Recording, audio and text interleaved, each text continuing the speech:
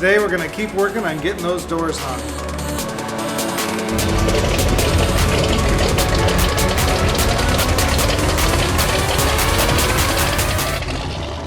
Hi everyone, welcome to the channel about kit cars and other car topics. If you like what you see, please subscribe and hit the notification buttons below and share with others on social media.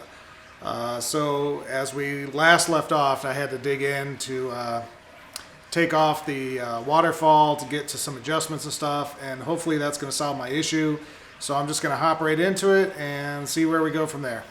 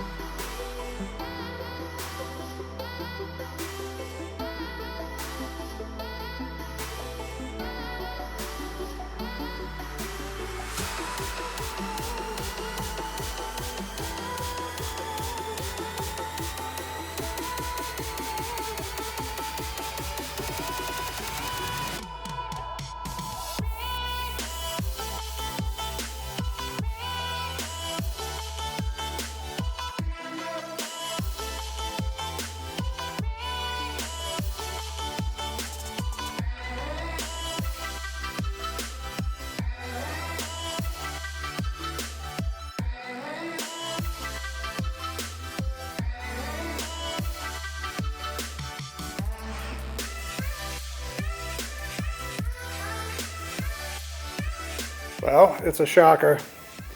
I didn't really think. In fact, I actually gave up on the doors and I was like, who could I hire to come over here? Because this is jacked. And then I called my buddy Seth and he's like, I spent 200 hours working on these doors by myself. This is not a by yourself thing. And just with a little help, I was able to get this 90% of the way in.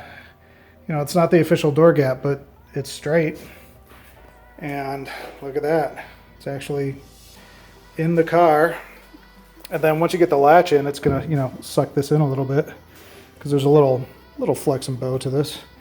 And you can see how sturdy the metal is and the amount of adjustments. You got 8 different bolts for adjustments. 4 on the hinges, and then 4 on the thing that holds the hinges. And then this side has a little bit of a bow, but when you push it in, it's fine. So, and then you can see it's a decent gap now. Some of the parts that really hang it up is right here. You can see how this kind of comes out and goes in a little bit. And so I had to kind of curve around that to get this to come back more. And over here, this is the biggest one actually. These things came out way out here. And so I just had to shave those off. And even when you shaved it off, you had to make sure you were shaving straight down. You can see how that just flares out, right? So that was flared out the whole way over. And I had to cut it straight down just to make sure you could get that all the way in like that. So from giving up to 12 hours later, actually accomplishing something, and shockingly enough, getting my hardtop to actually hop all the way in, that was shocking in itself too. So, I mean, I had straps on it and I was trying to torque it in and all that stuff, and I'm like, you know, maybe if I just widen my center hole, it will allow this hole to move a little bit more in. And then of course I made a slot on this one too. But that didn't just let it drop in and then come back out. It's actually dropping in and where it's supposed to be. So it's amazing what you could do if you just keep moving forward and don't doubt yourself. So, but you know, it's tough. It's, you know, 110 degrees out. I got smoke on the mountains coming after me. I got fiberglass everywhere. You're trying to wear a mask and breathe while it's, you know, 110 out. Like it's kind of brutal.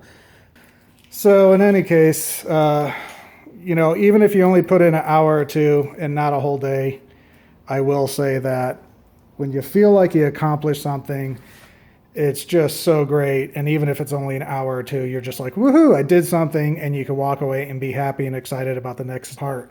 When you don't and you're hitting walls, it really sucks the wind out of your sails, and you just really don't want to do anything. And you just want to hire someone to like take over. And, you know, this is a big one right now. This is a big one that those are even coming in. They're not fully gapped, but they're in. So I'm really excited about that. It could be all uphill from here. I don't know, but especially, you know, putting in the windows and stuff, that's gonna be a nightmare. But I'm happy. So one thing positive in the world. Have a great day.